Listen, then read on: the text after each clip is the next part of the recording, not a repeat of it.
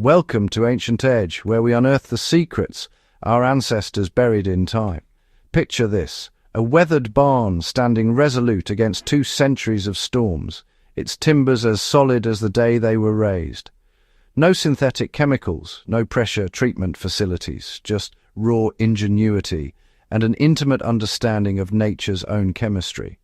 Today we're stepping into the workshops of America's pioneers to discover wood preservation methods so effective, so elegantly simple, that modern science is only now beginning to understand their brilliance. What they knew about protecting timber could revolutionize how we build today. This is the story of America's forgotten wood treatments and why the past might hold the key to our sustainable future. Stand before any colonial-era structure that has survived into our modern age, and you're witnessing a silent testament to knowledge we've nearly lost. These buildings, some approaching 300 years old, weren't preserved by accident or luck. They endure because the men and women who built them possessed an understanding of wood that went far deeper than what any textbook teaches today. They knew which trees to fell and when, understood the language of grain and heartwood, and wielded fire and oil with the precision of alchemists. Yet somewhere between the Industrial Revolution and our current age of convenience, this wisdom slipped through our fingers like sawdust. We traded knowledge for speed, craftsmanship for chemicals, and in doing so we forgot that nature had already solved the problems we're now desperately trying to address with synthetic compounds and environmental compromises. The pioneers' first and most dramatic technique would seem destructive to modern eyes-controlled burning. Long before the Japanese term shosugiban entered the vocabulary of contemporary architects, American settlers were charring fence posts and cabin foundations with deliberate precision. They discovered what modern science has since confirmed, that a carefully carbonized surface creates an impenetrable barrier against moisture, insects, and even fire itself. The char layer, typically burned to a depth of 1 to 3 millimeters, transforms the wood's cellular structure into something nearly indestructible. Fence posts, treated this way, routinely outlasted their untreated neighbors by decades, standing firm in the ground while others rotted and collapsed. But fire was just one tool in their arsenal. The pioneers understood that certain trees possessed inherent properties that defied decay. Black locust, with its dense grain and natural toxins, could sit in wet soil for generations without surrendering to rot. Eastern red cedar's aromatic oils repelled insects so effectively that entire closets were lined with it to protect precious fabrics. White oak's tight cellular structure naturally resisted water penetration, making it the timber of choice for barrels, ships, and any structure that would face the elements. The pioneers didn't just use these woods, they studied them, learned their seasons, and harvested them with ritualistic timing. They knew that heartwood cut in winter when the sap had retreated contained higher concentrations of the natural preservatives that would protect their structures for lifetimes to come. Then came the oils and resins, applied with patience and understanding. Linseed oil, pressed from flax seeds, was worked into wood surfaces until the fibers could drink no more. This wasn't a quick coating but a saturation process, sometimes repeated annually, that allowed the oil to polymerize within the wood itself, creating a flexible, water-resistant barrier that moved with the timber as it expanded and contracted through the seasons. Pine tar, that thick, viscous substance rendered from pine roots through slow distillation, became the lifeblood of early American infrastructure. Railroad ties soaked in this pungent protector could withstand decades of weight, weather, and wear. Ships' timbers painted with tar and pitch laughed at the shipworms that devoured untreated vessels. The smell was powerful, unmistakable, but so was the protection it offered. Walk into any contemporary lumber yard and you'll find wood treated with chemicals that would have been incomprehensible to our ancestors. Cremated copper arsenate, despite its effectiveness, introduced arsenic into our environment until health concerns forced its restriction in residential applications. Its replacement, micronized copper azole, represents an improvement but still requires industrial processing, protective equipment during application, and careful disposal considerations. These modern treatments work quickly and efficiently, transforming young, fast-grown timber into something that approximates the durability of the old-growth forests our pioneers harvested. But this convenience comes with cost we're only beginning to calculate. The environmental footprint of industrial wood treatment is substantial.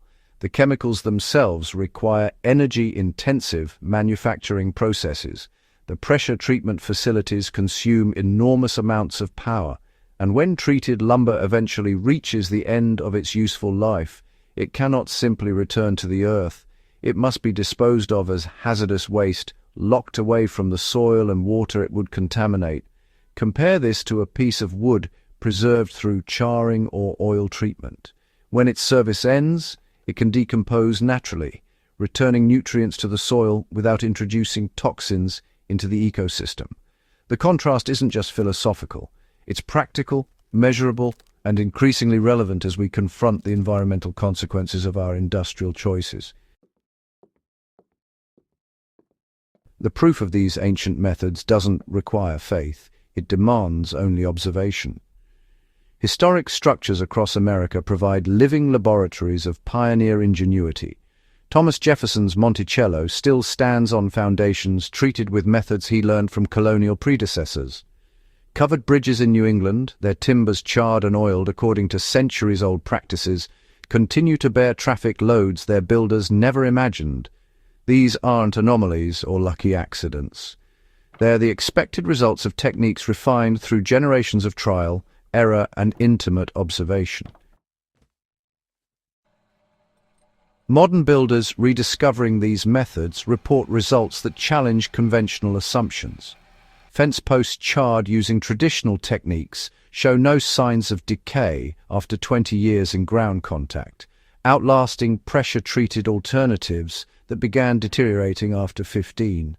Siding treated with linseed oil and maintained with periodic reapplication develops a patina that grows more beautiful with age, while continuing to shed water and resist insects.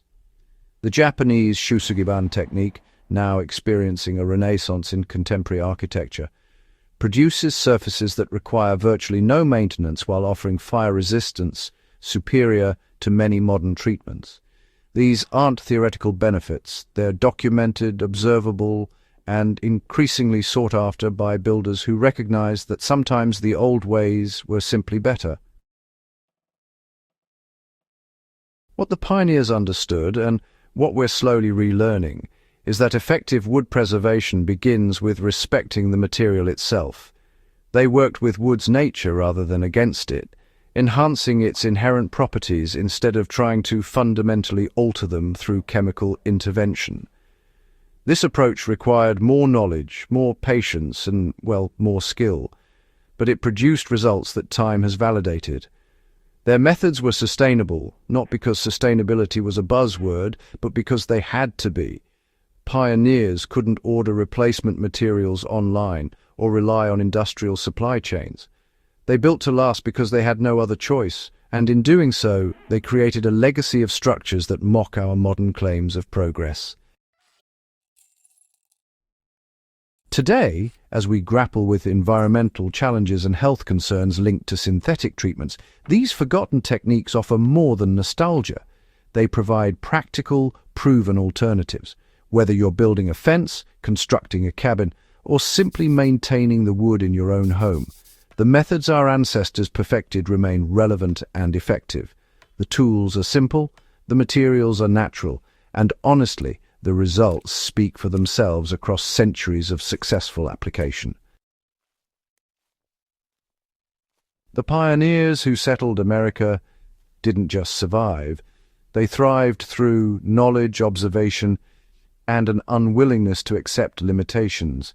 Their wood preservation techniques represent more than historical curiosities. They're blueprints for a more sustainable approach to building and living.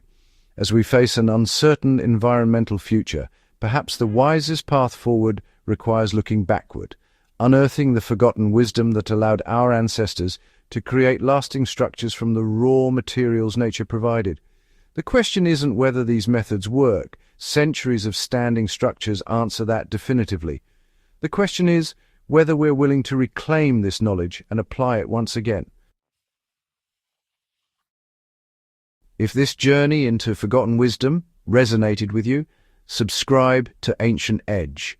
Share this video with anyone who appreciates the intersection of history and practical knowledge. And keep exploring with us as we continue unearthing the secrets our ancestors knew, the techniques they mastered, and the timeless lessons they left behind. The past has much to teach us. We need only listen.